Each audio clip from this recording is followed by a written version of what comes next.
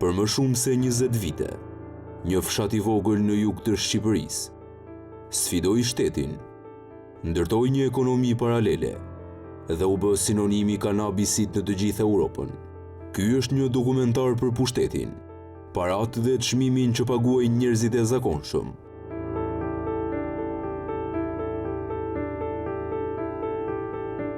Lazarati nuk është thjesht një fshat në jug të Shqipërisë. Për më shumë se 2 dekada, ky emër u bë sinonimi një industrie të jashtëligjshme që sfidoi shtetin, tërhoqi vëmendjen e mediave botërore dhe ndryshoi jetët e mira njerëzve. I ndodhur vetëm pak kilometra larg Gjirokastrës, ky fshat me histori kreshnike u shndërrua në Eldoradon e gjelbër të Europës. Por si u bë një komunitet blegtorësh dhe njerëzish punëtor epiqendra e prodhimit të marijuanës? Ishte ky një rebelim ndaj varfërisë apo një projekt i mirëfillt kriminal i mbështetur nga politika?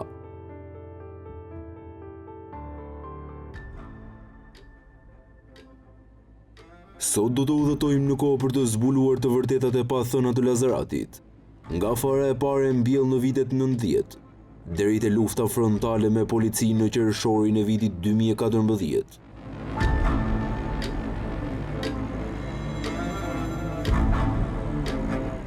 Historia nuk nisi me miliona euro, nisi me nevojën për mbijetesë.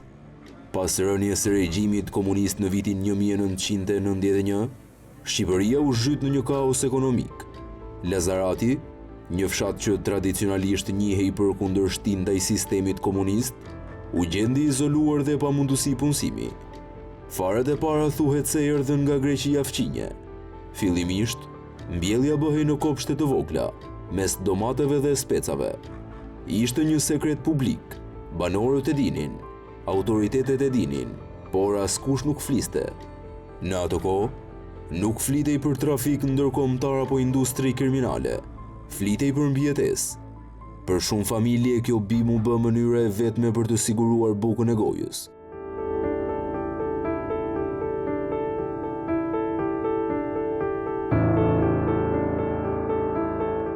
Thyerja e madhe erdhi në vitin 1997, gjatë anarkisë totale, kur depot e armëve u hapën, Lazarati u armatos.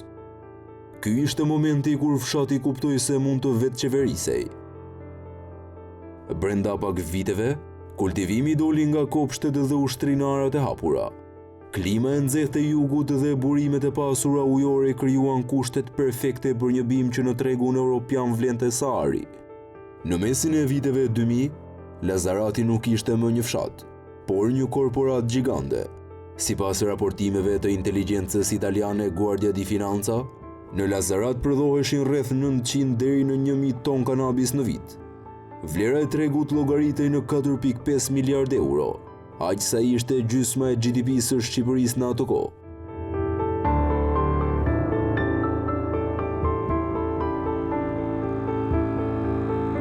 Gjatë sezonit të korrjeve, mijëra punëtor nga e gjithë Shqipëria udhëtonin drejt fshatit. Rekrutimi nuk bëhej hapur.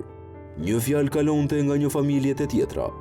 Vinin burra, gra dhe të moshuar nga zona të varfra, për të punuar me rroga që shteti nuk i ofronte dot kurrë. Puna ishte e ndarë qartë. Disa merreshin vetëm me mirëmbajtjen e bimëve, të tjerë me korrjen, ndërsa gratë zakonisht me pastrimin dhe përgatitjen. Pagesat bëheshin kesh, pa kontrata dhe pa pyetje.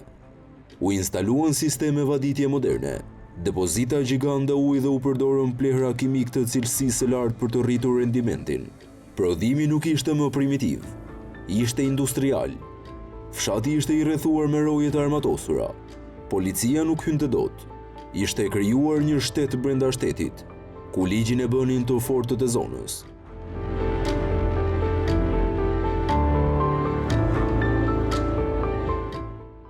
Kanabisi i Lazaratit nuk shitej në treg lokal.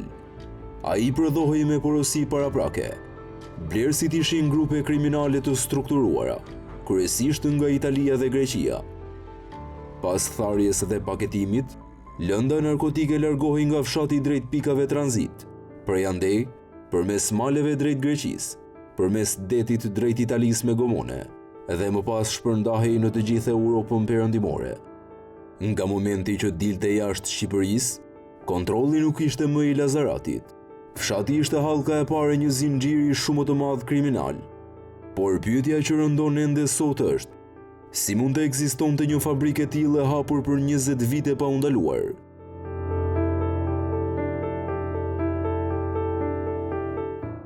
Analistët flasin për një përzierje të rrezikshme mes politikës dhe krimit. Për shumë vite, Lazarati u pa si një hambar votash. Në këmbim të mbështetjes elektorale, shteti mbyllte syt. Policia ndalonte makinat në rrugë nacionale, por nuk guxonte të shkelte vijën e verdhë të hyrjes në fshat. Informacionet për operacione të mundshme rridhnin para kohe. Kishte një marrëveshje të heshtur. Ju prodhoni, ne ju lëm rehat. Por kjo mbrojtje nuk do të zgjaste përgjithmonë. Përplasja nuk nisi në qershor të vitit 2014. Ajo ishte akumuluar për vite. Presioni ndërkombëtar po rritej. Mbrojtja politike po dobësohej. Kur policia u afrua realisht, reagimi ishte i menjëhershëm. Rrugët u bllokuan, kodrat u zun. Mesazhi ishte i qartë: mos hyni. Mbi 800 forca policore përfshirë Enea dhe FNSH në rrethuan fshatin. Për 5 ditë, Lazarati u shndërrua në zonë lufte. U përdorën mitralozë të rëndë, granata hedhës dhe armë antitank. Operacioni solli zgjesimin e mbi 130.000 rrenjve kanabis, sekuestrimin e 10 tonelatave drog, arrestime dhe shkatërim laboratorësh. Një vit më vonë, gjatë një aksioni tjetër, u vra efektivi Eneas Ibrahim Basha, duke shënuar pikën më tragjike të kësaj historie. Sot, Lazarati është i qetë, por plagët mbeten. Shumë të rinj janë në burgje, të tjerë në emigrim. Ekonomia e ngritur mbi paranë e pisut u shemb. Ironikisht, rënja e Lazaratit nuk është duku fenomenin. Ai u shpërnda. Lazaratizimi i Shqipërisë u bë realiteti në vitet që pasuan. Historia e Lazaratit është një mësim i dhimbshëm. Një histori për varfërinë, krimin dhe shtetin që dështoi të veprojë në kohë. Një kapitull i mbyllur me forcë, por me një hije që ende ndjek tranzicionin shqiptar.